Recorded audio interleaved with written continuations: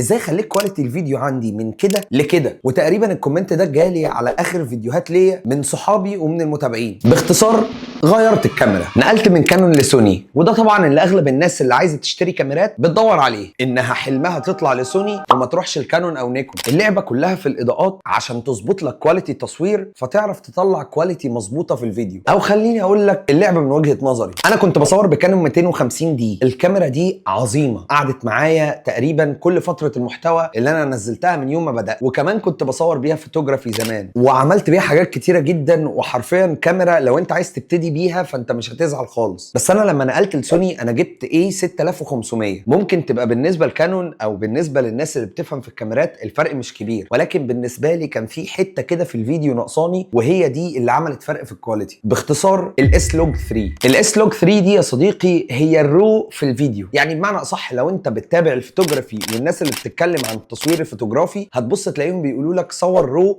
ما تصورش جي بي جي، وده بكل بساطه لان الرو بيطلع لك الصوره خام باكبر ميجا بايتس ممكنه، فتخليك تعرف تلون الصوره براحتك. عموما وباختصار موضوع الالوان في التصوير هو بحر، ومش بالكاميرا خالص على فكره، هي بالشخص. المهم بس لو عجبك الفيديو وعجبك المحتوى ده يا ريت تعمل لي فولو وبس كده، واشوفك بكره.